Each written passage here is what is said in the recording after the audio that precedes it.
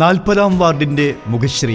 പരിചയമാണ് സമ്പത്ത്, അനുഭവമാണ് കൈമുതൽ, ആദർശമാണ് പ്രത്യാശാസ്ത്രം. പാലക്കാട് നഗരസഭയിലെ 40-ാം വാർഡിൽ മത്സരിക്കുന്ന ഐക്യജനാധിപത്യ മുന്നണി സ്ഥാനാർത്ഥി PM ശ്രീവത്സൻ്റെ ജനകീയ ഇടപെടലിൻ്റെ ക്യാപ്ഷനാണിത്. വികസന മുന്നേറ്റത്തിനായി കൂടെയൊരാൾ. പാലക്കാട് സാമൂഹ്യ സാംസ്കാരിക ട്രേഡ് യൂണിയൻ രംഗത്തെ നിറസാന്നിധ്യമാണ് PM ശ്രീവത്സൻ. പാലക്കാട് മിഷൻ ഹൈസ്കൂളിൽ സ്കൂൾ ലീഡറായും ഗവൺമെൻറ് വിക്ടോറിയ കോളേജിലെ യൂണിവേഴ്സിറ്റി യൂണിയൻ കൗൺസിലറായും സ്റ്റുഡൻസ് ക്യാബിനറ്റ് മെമ്പറായും സജീവ KSU പ്രവർത്തകനായി അരങ്ങേറ്റം. 1985 മുതൽ 2024 വരെ സ്റ്റേറ്റ് ബാങ്ക് ഓഫ് ഇന്ത്യയിലെ ഉദ്യോഗസ്ഥനായി പ്രവർത്തിക്കുകയും SBI സ്റ്റാഫ് യൂണിയൻ സെക്രട്ടറിയായും അസിസ്റ്റന്റ് ജനറൽ സെക്രട്ടറിയായും ഡെപ്യൂട്ടി ജനറൽ സെക്രട്ടറിയായും All India State Bank Staff Federation അംഗമായും NCB അംഗമായും ട്രേഡ് യൂണിയൻ രംഗത്ത് ശ്രീവത്സൻ പ്രവർത്തിച്ചു. പാലക്കാട്ടെ സാംസ്കാരിക മേഖലയിൽ സ്വരലയ, തമ്പുരു തുടങ്ങിയ സംഘടനകളിലെ സജീവ സാന്നിധ്യമാണ്.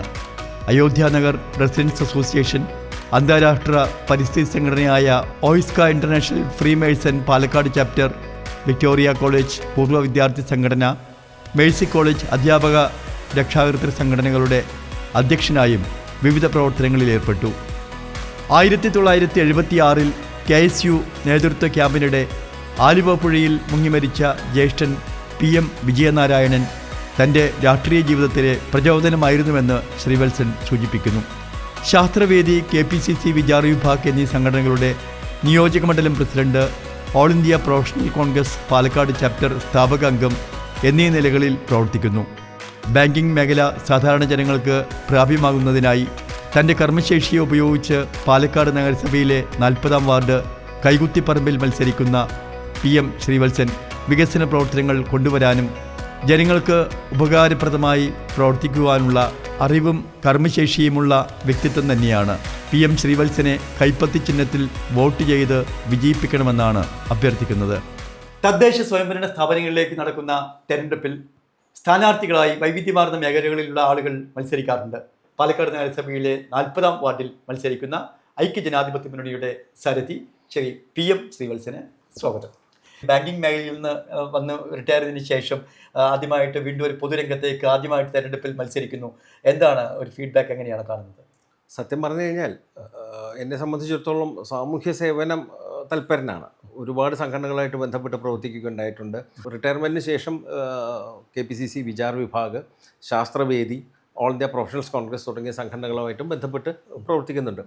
സ്വാഭാവികമായിട്ടും പാർട്ടി ആവശ്യപ്പെട്ട സമയത്ത് എന്നെ സംബന്ധിച്ചിടത്തോളം മറ്റൊന്നും ആലോചിക്കാതെ തന്നെ ഈ സ്ഥാനാർത്ഥിത്വത്തിലേക്ക് വരികയാണ് ഉണ്ടായത്.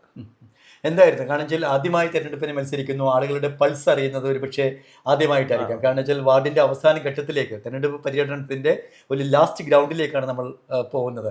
സ്വാഭാവികമായിട്ട് ഈ ലാസ്റ്റ് റൗണ്ടിൽ സ്വാഭാവികമായിട്ടും എങ്ങനെയാണ് ഫീൽ ചെയ്യുന്നത്? ആളുകളുടെ ഒരു മാനസികമായിട്ടുള്ള അവരുമായിട്ടുള്ള ഒരു അടുപ്പം എങ്ങനെയാണ്? സ്വാഭാവികമായിട്ടും ഈ ഒരു വാർഡിനെ സംബന്ധിച്ചിടത്തോളം ഒരു മിക്സഡ് ആയിട്ടുള്ള പോപ്പുലേഷനാണുള്ളത്. പാർശ്വവൽകൃത സമൂഹത്തിലത്തെ ഒട്ടേറെ പേരുണ്ട്. അതുപോലെ തന്നെ കോളനികളിൽ വസിക്കുന്ന ഒരു മിഡിൽ ക്ലാസ് സാഹചര്യങ്ങളുണ്ട്. ഇവരുടെയൊക്കെ ആവശ്യങ്ങൾ തന്നെ വ്യത്യസ്തമാണ് എന്നുള്ളതാണ് എൻ്റെ ഏറ്റവും വലിയ പ്രാധാന്യം അർഹിക്കുന്നത്. പാർശ്വവൽകൃത സമൂഹത്തിലൊക്കെ ആണെന്നുണ്ടെങ്കിൽ പലർക്കും അന്നന്നത്തെ തൊഴിൽ നഷ്ടപ്പെടുകയാണെങ്കിൽ അവരുടെ വരുമാനം നിലയ്ക്കുന്നൊരവസ്ഥയാണ്. അതുപോലെ തന്നെ മിഡിൽ ക്ലാസ്സുകൾ താമസിക്കുന്ന കോളനികളാണെങ്കിൽ അവരുടെ ആവശ്യം വ്യത്യസ്തമാണ്. അവരെ സംബന്ധിച്ചിടത്തോളം റോഡുകളില്ല, അതല്ലെങ്കിൽ അവിടെ ആവശ്യമായിട്ടുള്ള അഴുക്കുചാൽ സൗകര്യങ്ങളില്ല. അതുപോലെ തന്നെ നമ്മളെ ഏറ്റവും ബുദ്ധിമുട്ടിക്കുന്ന ഏറ്റവും വലിയ പ്രശ്നം എന്ന് പറയുന്നത് ഈ തെരുവുനായ ശല്യമാണ്. അതുപോലെ തന്നെ മാലിന്യ നിർമ്മാർജ്ജനം ഇത്തരത്തിലുള്ള പ്രശ്നങ്ങളാണ്. അപ്പം ഇതിലൊക്കെ ഈ വൈവിധ്യമാർന്ന ഇത്തരം ആവശ്യങ്ങളിലേക്ക് ഇറങ്ങിച്ചെല്ലാൻ കഴിയും ഇത്തരത്തിലൊരു സേവനത്തിലൂടെ എന്ന് മനസ്സിലാക്കിക്കൊണ്ട് തന്നെയാണ് എന്നെ സംബന്ധിച്ചുള്ള പാർട്ടി ഇത്തരത്തിലൊരു ദൗത്യം ഏൽപ്പിച്ചപ്പോൾ അത് ഏറ്റെടുക്കാൻ ഞാൻ തയ്യാറായത്. ഇപ്പോൾ 40-ാം വാർഡിൽ മത്സരിക്കുമ്പോൾ ആളുകളുടെ ഇടയിലേക്ക് ഇറങ്ങി ഈ പറഞ്ഞ പോലെ തന്നെ സമ്മിശ്രമായ വൈകാരികതയുടെ ഒട്ടേറെ ജനസമൂഹങ്ങളാണ്. കാരണം വെച്ചാൽ അവിടെ സാമ്പത്തിക ശേഷിയുള്ള ആളുകളുണ്ട്, പാവപ്പെട്ട മനുഷ്യരുണ്ട്, അങ്ങനെ എല്ലാവരും കൂടി തിങ്ങി വസിക്കുന്ന ഒരു സ്ഥലമാണ്. അപ്പോൾ ഈ പാവപ്പെട്ട ആളുകൾക്ക് വേണ്ടി ഒരുപാട് സേവന പ്രവർത്തനങ്ങളും അതുപോലെ തന്നെ ക്ഷേമ പെൻഷൻ ഉൾപ്പെടെ ഒട്ടേറെ കാര്യങ്ങൾ വരുന്നുണ്ട്. അത് സ്വാഭാവികമായിട്ടും നമ്മൾ ആദ്യ ഒരു തെരഞ്ഞെടുപ്പിൻ്റെ റൗണ്ടിൽ തന്നെ നമ്മുടെ മനസ്സിൽ തോന്നിയിട്ടുണ്ട്. അവരുടെ ആവശ്യങ്ങൾ നമ്മുടെ മനസ്സിൽ പതിയല്ലോ. ഇപ്പോൾ വെള്ളമില്ല, അല്ലെങ്കിൽ വെളിച്ചമില്ല, അല്ലെങ്കിൽ വീടില്ല, ക്ഷേമ പെൻഷനുണ്ട്, അങ്ങനെ ഒട്ടേറെ ആവശ്യങ്ങൾ സാധാരണ മനുഷ്യർ ആവശ്യപ്പെടും. തങ്ങളെപ്പോലുള്ള ആളുകളുടെ ഇടയിലേക്ക് ഇറങ്ങിയപ്പോൾ എങ്ങനെയാണ് മനസ്സിലത് ഫീൽ ചെയ്യുന്നത്? ഒട്ടേറെ ചെയ്യാനുണ്ട്, ഇനിയും ചെയ്യാനുണ്ട് എന്ന് പറഞ്ഞ പോലെ തന്നെ. സത്യം പറഞ്ഞു കഴിഞ്ഞാൽ ഇന്ത്യൻ നാഷണൽ കോൺഗ്രസ് ശ്രീമതി ഇന്ദിരാഗാന്ധിയുടെയും രാജീവ് ഗാന്ധിയുടെയും നെഹ്റുവിൻ കാലത്തെക്കുറിച്ച് പറയേണ്ട ആവശ്യമില്ല. അതാണ് ഇന്ത്യക്ക് അടിസ്ഥാന ശിലയിട്ടത്. പിന്നെ മൻമോഹൻ സിംഗിൻ്റെ കാലത്തൊക്കെ ആയാൽ തന്നെയും ഈ കൊണ്ടുവന്നിട്ടുള്ള പെൻഷൻ സ്കീം, സാമൂഹ്യ സുരക്ഷാ പദ്ധതികളൊക്കെ തന്നെ പേര് മാറ്റിയിട്ടാണെങ്കിൽ ഇപ്പോൾ കൊടുക്കുന്നുണ്ടെങ്കിലും അത് ശരിയായിട്ടുള്ള രീതിയിൽ എത്തുന്നുണ്ടോ എന്നുള്ളൊരു സംശയമുണ്ട്. പലർക്കും അത് അത്യാവശ്യമാണ് എന്നുള്ളതാണ്. അതുപോലെ തന്നെ തൊഴിൽ രഹിതരായിട്ടുള്ള ഒട്ടേറെ ആൾക്കാരെ വീടുകളിൽ കാണാൻ കഴിഞ്ഞു. അവർക്കൊക്കെ വേണ്ടി എന്തെങ്കിലും രീതിയിലുള്ള ഒരു തൊഴിൽ സാധ്യത ഉണ്ടാക്കാൻ കഴിയുമോ എന്നുള്ളതാണ്. പിന്നെ ഇപ്പോൾ അംഗൻവാടി കെട്ടിടമുണ്ട്, വളരെ ഡിലാപ്ഡേറ്റ് ആയിട്ടുള്ള ഒരു വളരെ മോശം അവസ്ഥയിലുള്ള സാധനമാണ്.